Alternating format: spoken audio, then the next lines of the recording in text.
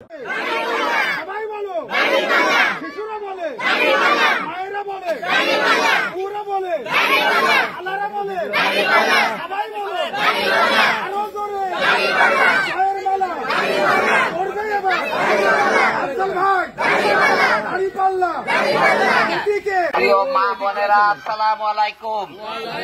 প্রিয় এলাকাবাসী, আমি মোহাম্মদ আফজাল হুসাইন, বাংলাদেশ জামাত ইসলামী মনোনীত কুষ্টিয়া 4 আসন খুকসা এবং কুমারখালীর এমপি নমিনি। আমি বাংলাদেশ জামাত ইসলামের পক্ষ থেকে আপনাদের কাছে এসেছি।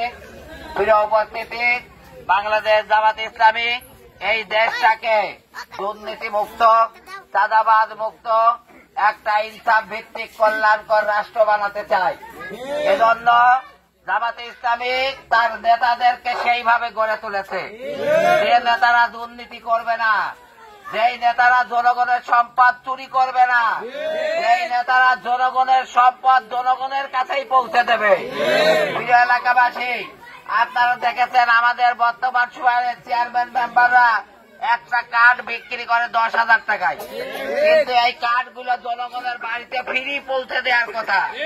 কিন্তু অসৎ লোক চেয়ারম্যান মেম্বার এমপি হওয়ার কারণে আজ তারা জনগণের সম্পদ বিক্রি করে খায়।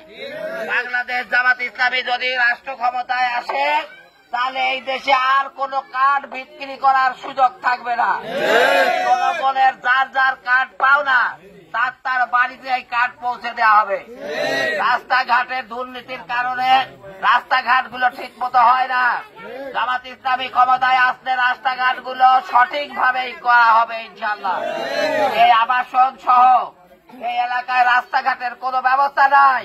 আল্লাহ যদি আমাকে এমপি বানায়, ইনশাআল্লাহ আবাসন সহ এই বাসার এলাকার রাস্তাঘাটের নতুন করে রাস্তাঘাট করে দেওয়া হবে ইনশাআল্লাহ। এলাকাবাসীর কাছে আমি বিনীত আবেদন জানাই, আপনারা অনেককে রাষ্ট্র ক্ষমতায় দিয়েছেন, একটা বারের জন্য হলেও জামাত ইসলামীর দাঁড়িপাল্লায় ভোট দেবেন। ইনশাআল্লাহ আমরা আপনাদের কাছে সকল ইনসাফ পৌঁছে দেব। আমরা চুরি বন্ধ করব, ডাকাতি বন্ধ করব, চাঁদাবাজি বন্ধ করব ইনশাআল্লাহ। সেই সাথে একটা কল্যাণ রাষ্ট্র আমরা আপনাদের উপহার দেব।